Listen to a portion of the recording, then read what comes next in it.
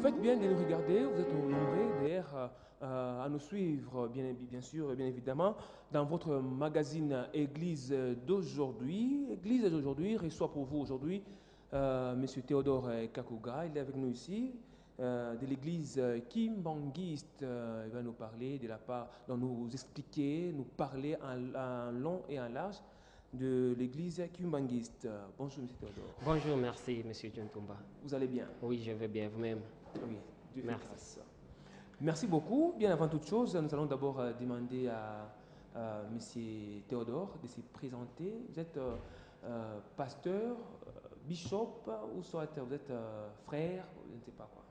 Merci, je suis Longhi, un enseignant, donc en termes, je suis pasteur, je suis secrétaire de l'Église des Noirs en Afrique. Donc Ouais. l'église des Noirs en Afrique, Oui, le Kimbanguiste. Ouais. Merci beaucoup. Aujourd'hui, nous allons parler de la naissance de Kimbangu. Ouais. Qui est d'abord Kimbangu? Merci, Kimbangu est notre sauveur. Et, il est né le 24 septembre 1889. Oui, oui. Il est venu, il a reçu une mission de la part de Dieu Wamba, du soleil levant, pour venir libérer le peuple noir et la race noire mondiale et le montrer le chemin du salut de l'homme noir. Oui, oui. Alors, comment il a reçu l'appel d'être... Oui, merci. Donc, il a reçu cet appel depuis au moment où la colonisation, parce qu'il y avait d'abord, premièrement, un envoyé des dieux, donc, qui était le premier prophète Mvembanzinga, Don Henrique.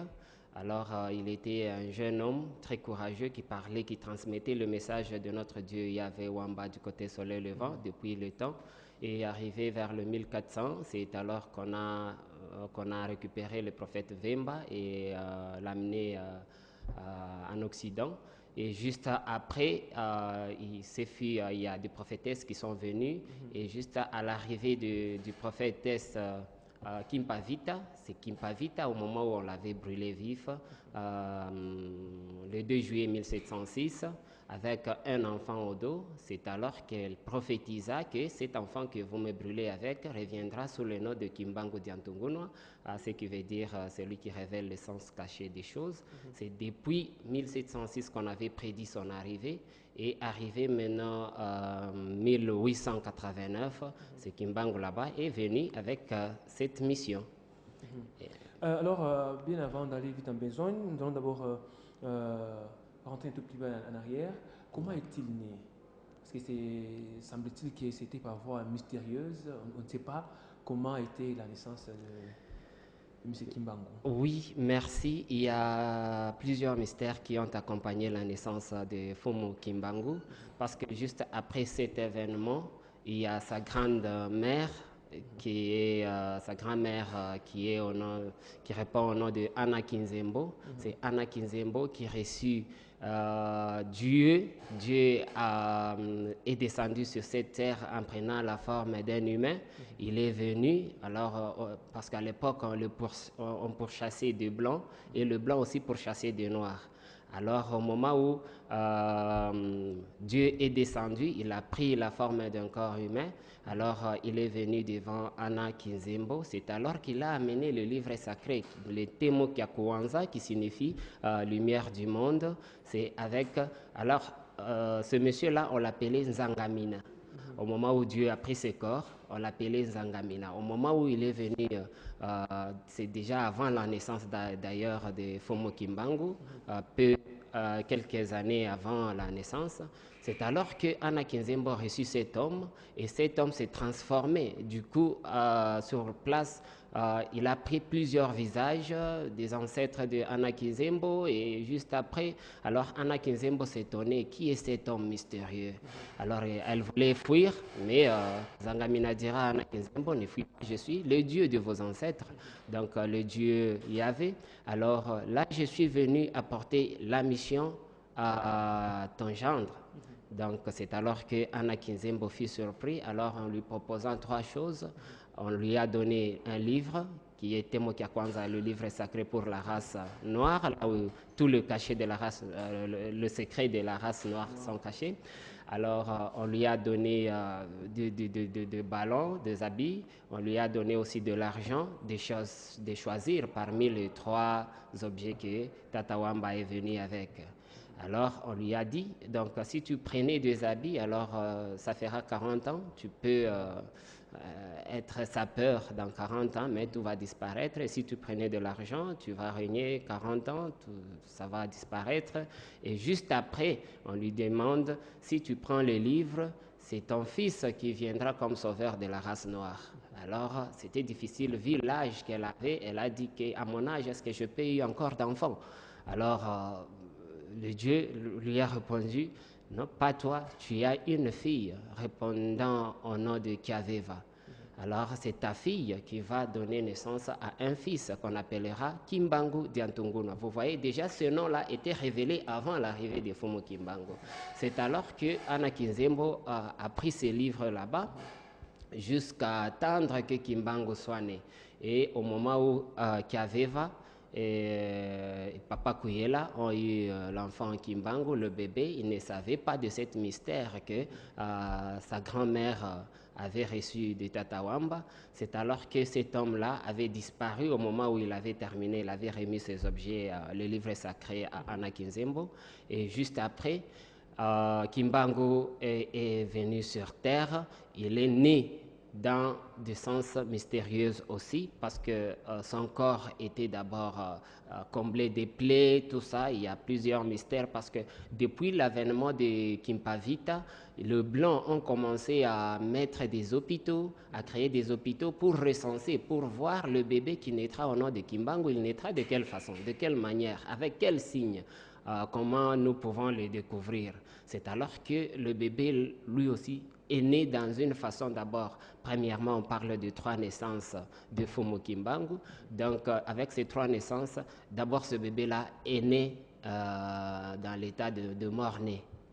Et juste au moment où il est né, mort-né, c'est alors que les mamans du village se sont mises ensemble pour prier, parce que avant, on invoquait l'esprit Kimbangu au moment où Kimbangu n'est pas encore né. Ce sont des dimensions que nous devons expliquer pour donner la raison aux gens pour qu'ils ne s'amusent pas avec ces noms, parce que ce nom ne vient pas seulement avec la naissance de Fumu Kimbangu. C'était invoqué parce que nos ancêtres appelaient Dieu au nom de Kimbangu. C'est la raison pour laquelle vous verrez même nos frères, soi-disant Kimbangu vert, ils disent que Kimbangu c'est Dieu, parce qu'il y a plusieurs dimensions sur le nom de Kimbangu que nous pouvons expliquer et donner aussi des preuves. Oui, alors avant d'arriver à cela, nous allons d'abord savoir quand Kimbangu est venu au monde. C'était hier, non? Oui, hier le 24. La naissance le 24 septembre, c'était en 1889. 1889. Oui. Maintenant, après la naissance de Simon Kimbangu. Oui. Mais comment a-t-il reçu la mission? Ah, ok. Il a reçu la mission au moment où il a grandi et arrivé à l'âge déjà de 30 ans. Donc, à l'âge d'abord de 10 ans, il a commencé à recevoir l'appel de Tata Wamba directement. Kimbangu vient paître mon troupeau. Kimbangu vient libérer mes enfants. Il disait toujours, Père, je ne suis pas à la hauteur de cette mission, je ne pourrai pas. C'est alors que, en 1921, au moment où il a eu ses 32 ans, maintenant, il a eu l'appel parce qu'il a tenté même de fuir l'appel pour aller à Kinshasa, travailler dans des huileries de Kinshasa alors qu'on ne lui payait pas sans rémunération. Il arrivait juste au moment de la paye, il va trouver qu'il avait déjà signé, reçu sa paye. Alors c'était difficile. Alors au moment où la grand-mère a reçu Tata Wamba, est revenue encore apparaître chez la grand-mère et lui dit que Tata Wamba c'est qui? Donc c'est le Dieu Yahvé. Oui. Oui, a dit à grand-mère que tu dois appeler maintenant ton petit-fils, il doit venir, l'heure est arrivée pour qu'il commence son travail. C'est alors que Kimbangu abandonna le travail qu'il avait à Kinshasa et il fallait qu'il rencontre sa grand-mère et arrivé là-bas, ils ont commencé la prière. Sa grand-mère lui a dit ce que Dieu lui avait dit et ce qu'il lui avait laissé. Elle lui a remis le livre sacré. C'est alors que Kimbangu va commencer C'est parce qu'il est arrivé là-bas, c'était le 7 mars 1921. Oui, le 7 mars 1921, il a pris à peu près 12 jours dans la prière pour qu'enfin, le 18 mars, il est parti maintenant ressuscité et Dieu donna l'ordre de ressusciter la première fille répondant au nom de Zunzi Elisabeth. Ça, c'est le début du ministère de Fumu Kimbangu. C'était le 18 mars 1921 qu'il a commencé. Et oui, il a commencé sa mission, ouais. Mais aujourd'hui, selon l'histoire, on nous raconte, on dit que Simon Kimbangu était Dieu. Donc il est Dieu. Et aujourd'hui, on continue à l'invoquer en tant que Dieu. En tant que Dieu, parce qu'il y a certaines dimensions, quand bien même nous aussi, nous sommes des dieux, mais nous avons différentes missions. Donc, quand bien même Jésus, le Messie, il s'est dit Dieu au moment où on devrait le lapider pour blasphémer en se disant qu'il est Dieu, il a bien expliqué les dimensions. Il y a le Père, il y a aussi nous qui sommes fils. Bon, alors c'est dans ce sens-là qu'on peut le dire, mais c'est ce que j'ai tenté de répondre dans sa triple naissance, parce que bien avant l'arrivée de Fumu Kimbangu, on invoquait cet esprit Kimbangu, parce qu'au moment où il était mort-né, on a invoqué l'esprit en disant « Esprit Kimbangu, viens nous ressusciter l'enfant. Esprit Kimbangu, viens nous ressusciter l'enfant. » Vous voyez, et l'enfant est revenu à la vie. Et juste après, il est encore parti quelque part, il est tombé dans un vallée très profond, alors Dieu encore l'a ramené. Vous voyez, il y a plusieurs miracles qui ont d'abord accompagné sa naissance. Et avant, la montagne là où on avait brûlé, à la montagne là où on avait brûlé la prophétesse Kimpavita, on l'appelait Mont Kimbangu. C'est le mont Kimbangu du côté là-bas. Vous voyez, le nom Kimbangu est venu bien avant et on l'a invoqué. Et on priait au nom de Kimbangu bien avant sa naissance. C'est la raison pour laquelle je voulais juste donner cette différence pour qu'il n'y ait pas beaucoup plus de confusion. Il y a ceux qui croient Kimbangu en tant que Dieu, parce que Dieu, à cette époque-là, n'avait pas encore révélé le nom. Parce que le Dieu tout-puissant, le créateur de toutes choses, n'a pas de nom. Lui, c'est juste le louange. Le Dieu que nous sommes en train de parler, Yahvé Wamba, c'est le Dieu gouverneur qui est l'archange qui garde le secret terrestre et céleste de la race noire. Il est au même titre que le Dieu Jéhovah Elohim. Il est au même titre que Iswara pour les bouddhistes. Il est au même titre que Allah pour le peau rouge. Parce que ce sont des dimensions secondaires que Dieu a mis en place pour entrer en communication avec nous les humains.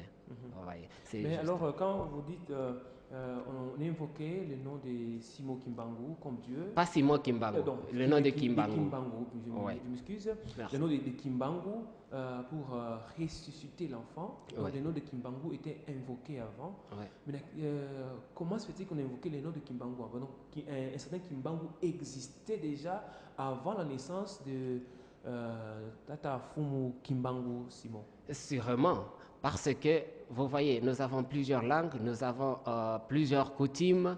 Il y a des révélations qui ont été faites bien avant l'arrivée des prophètes ou des envoyés de Dieu.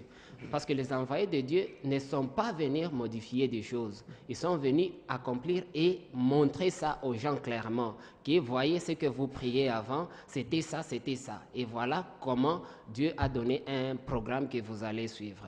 C'est la raison pour laquelle on a dit bien Kimbangu signifie le révélateur. Kimbangu Diantungunwa signifie celui qui révèle l'essence cachée des choses. Donc il y a des choses que Dieu a mises en place. Il n'y a qu'une partie des gens qui peuvent comprendre, parce que ce n'est pas tout le monde qui doit accéder au secret divin. Dieu envoie des envoyés selon son choix et ses propres choix, donc qui est insondable. On ne peut pas dire, il peut choisir quelqu'un de très minime, mais parmi de grandes personnes, de grandes personnalités. C'est ça Dieu. Alors, ce nom-là signifiait le révélateur. Alors, si nous parlons de révélateur, c'est quelqu'un qui a des dimensions plus que nous. Donc, on ne peut pas le situer sur une telle ou telle dimension comme ça. D'emblée, on dit que lui, c'est tel. Mais on garde quand même, entre guillemets, une certaine connaissance qui nous dépasse et cela revient seulement à Dieu. C'est dans ce sens-là qu'on peut comprendre nos frères qui disent que Kimbangu c'est déjà Dieu, mais on ne peut pas le conclure parce que des anges aussi sont des dieux. Vous voyez même en Swahili, on dit au moment où il y a des gens qui ont rencontré qui ont vu des apparitions d'anges, ils appelaient Bwana. Bwana, ça signifie Seigneur. Seigneur, ça signifie c'est juste supérieur. Et alors, quelque chose qui est supérieur à nous, alors il n'y a que Dieu qui peut le révéler. Il y a une certaine révélation que je peux avoir, mais je ne suis pas aussi autorisé à le révéler à tout le monde. Vous voyez, il n'y a qu'à des initiés qui peuvent comprendre ce genre de choses. On a compris, Fumu Simo Kimbangu, Ouais. il a reçu son appel, Dieu l'a appelé à son service. Ouais. Certains missionnaires, les anciens, nous ont dit, nous ont raconté en disant qu'il a reçu les noms, donc l'appel. Maintenant, ce sont ceux-là qui suivent, qui n'ont pas compris la mission de Simo Kimbangu, qui commencent maintenant à faire des choses en disant que Simo Kimbangu c'est Dieu, en commençant à ajouter encore d'autres choses que Simo Kimbangu n'a pas fait, ce qui n'a pas reçu de Dieu. Donc, il commence maintenant à changer la mission de Simo Kimbangu. Ouais. En disant que Simo Kimbangu est un Dieu, on voit Djangenda, on voit tout ce monde-là, en disant qu'il y a Dieu le Père, Dieu le Fils et Dieu le Saint-Esprit. Mais on nous renseigne que Simo Kimbangu, lui, il avait reçu la paix venant de Dieu. Ouais. Il était serviteur de Dieu. Oui. Mais ce sont vous qui venez après lui, que vous êtes en train de changer la mission de Simo Kimbangu. Cela est-il vrai? Oui, nous, en tant qu'humains en général, oui, c'est nous qui changeons les choses parce qu'aujourd'hui, il y a diversité des doctrines, même chez les Blancs, chez les Occidentaux, même chez les Arabes. Il y a plusieurs diversités parce que ça dépend des niveaux de compréhension des entités, là où Dieu est en train de révéler tout un chacun. Mais là, nous prenons l'originalité du message de Fumu Kimbangu parce qu'au moment où Fumu Kimbangu est venu, mais il était catéchiste, il était chrétien, il était aussi colonisé comme tout le monde. Et juste après, au moment où il a eu cet appel, et Dieu l'a révélé maintenant le vrai sens de sa mission. Mais il a abandonné le christianisme.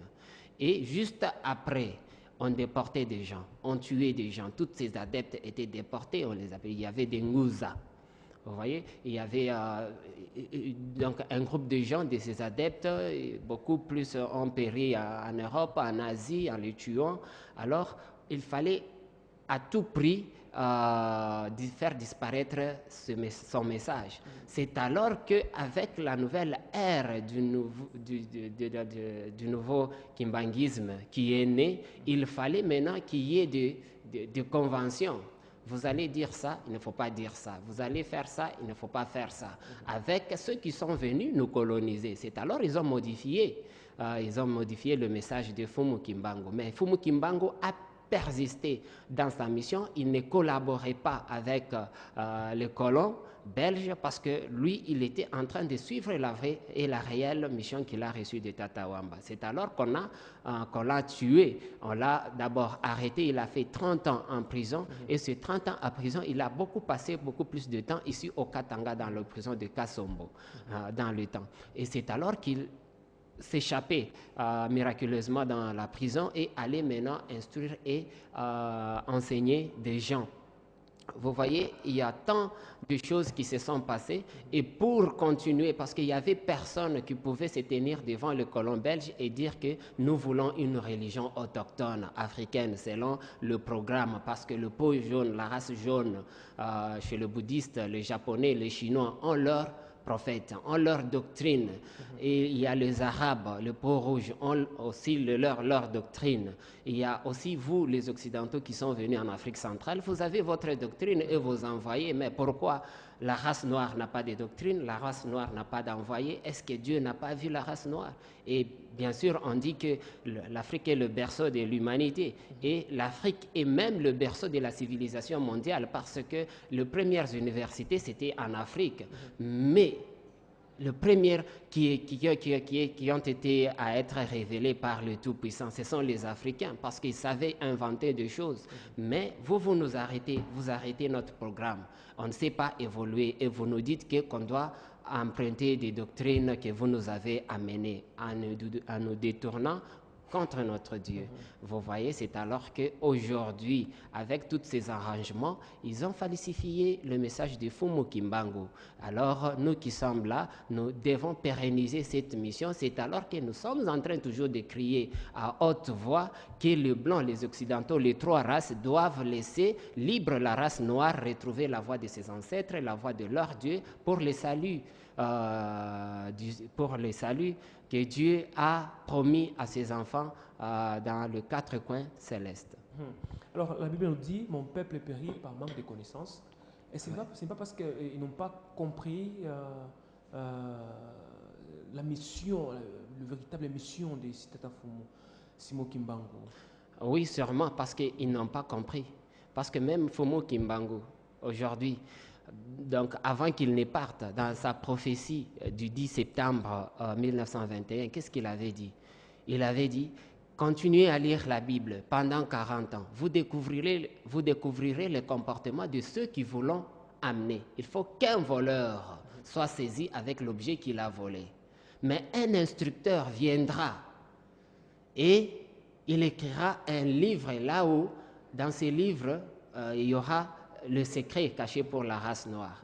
Parce qu'il y a des étapes. Il a promis l'indépendance en 3 étapes. Il y a l'indépendance économique, et il y a aussi l'indépendance spirituelle que nous attendons. Parce qu'aujourd'hui, l'homme noir est limité. Si tu veux lui dire que lui, il te répond, qu'est-ce que tu peux faire? Tout ce que vous avez, des télévisions, tout ça, c'est le blanc qui ont créé, c'est le blanc qui ont inventé. Alors vous, noirs, qu'est-ce que vous pouvez inventer? Parce que c'est la limite de l'esprit. Alors que c'est avec cette indépendance spirituelle que nous pouvons aller au-delà de ce que nous pensons. Vous voyez, donc nous attendons ce moment là-bas et le moment est arrivé. C'est la raison pour laquelle les autres, ils nous parlent de la fin du temps, mais ici, en Afrique, vu que nous sommes encore dans l'ignorance, nous parlons de la fin du monde.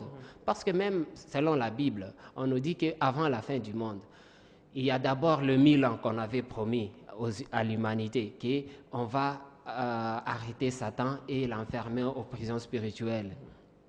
Au ciel. Vous voyez cette époque, est-ce que depuis la création, selon le chrétien, parce que leurs ancêtres c'est Adam et Ève, depuis Adam et Ève, l'avènement de Adam et Ève jusqu'à nos jours, est-ce que vous avez appris quelque part l'humanité, les humains ont vécu 1000 ans sans Satan sur la terre? Non. C'est depuis que Satan est descendu selon la doctrine des Occidentaux, le christianisme, qui nous ont dit que Satan est là depuis l'avènement de Adam et Ève. Donc nous n'avons pas encore vécu ces 1000 ans sans Satan. Et c'est juste après ces 1000 ans là-bas, au moment où on va enfermer Satan au ciel, on va encore le renvoyer sur terre pour détruire. Et au moment où l'humanité va entrer dans un désespoir total, c'est alors qu'on enverra encore des anges pour l'arrêter et l'envoyer dans le feu éternel. Vous voyez, toutes ces séquences là-bas, les chrétiens ne se rendent pas compte, mais eux sont en train d'attendre l'enlèvement, sont en train d'attendre la fin du monde. Bon, c'est incompréhensible. Voilà, maintenant le révélateur, lui, il est venu, Fumu Kimbangu, il nous a dit la mission de Belleni Giovanni, que vous appelez le Messie, le Jésus-Christ, le vrai Jésus-Christ. Il nous a donné, il nous a appris sur la mission de Bouddha et de Krishna. Il nous a appris sur la mission de Muhammad et les Babas.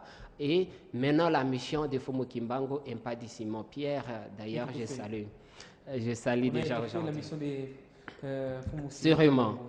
Même les Belges ont des récits qu'ils ont beaucoup écrits sur Fumu Kimbangu et des réalités. Un blanc peut mieux te donner des choses que le noir même, les Congolais même qui ont vécu avec Fumu Kimbangu ne connaissent pas. On peut dire qu'il y a des avancées au travers de la mission de Fumu Kimbangu où il y a un blocage. C'est juste que là, on ne vous sent pas. On ne sent pas en tout cas le kimbanguisme. C'est là qu'il y a des adeptes de Fumu Kimbangu. Donc on peut dire qu'il y a un blocage quelque part ou soit vous avez raté la mission.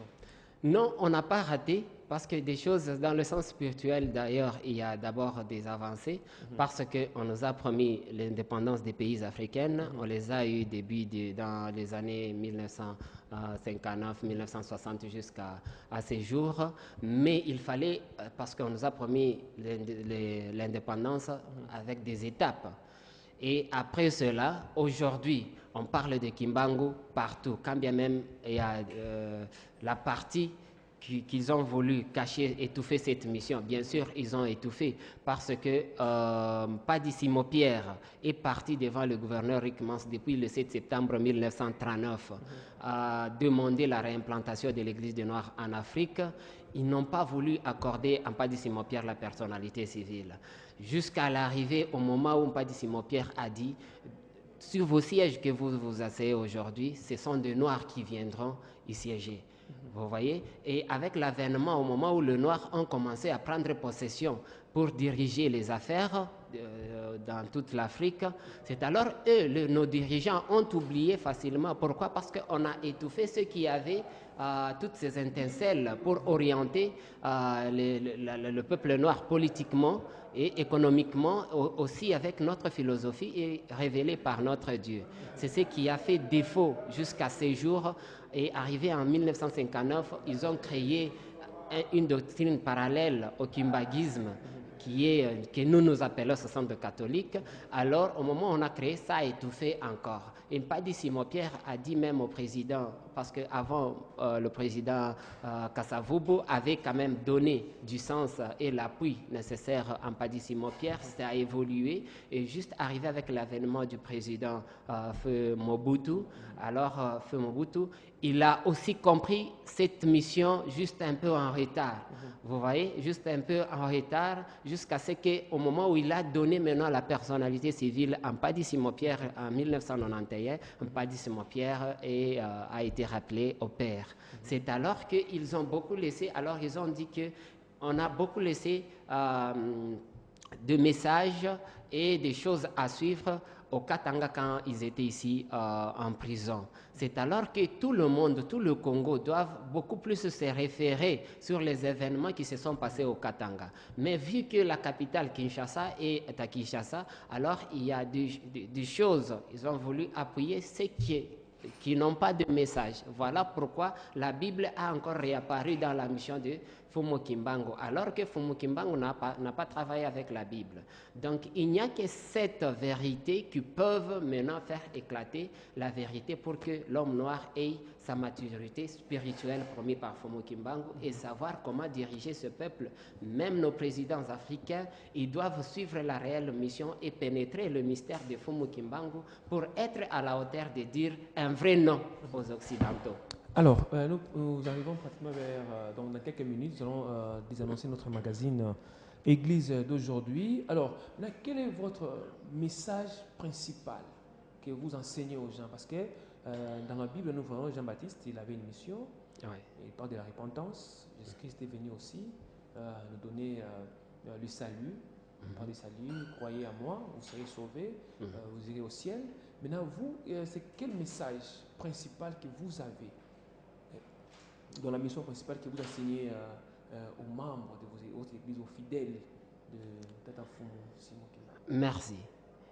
Nous avons qu'un seul Dieu que toutes les races peuvent adorer, à part les archanges. Donc, comme vous le dites, cette mission du salut, cette mission de la repentance, c'est Dieu qui l'a voulu. Mais il a dit que j'enverrai à vous, peuple, j'élèverai quelqu'un parmi vous-mêmes.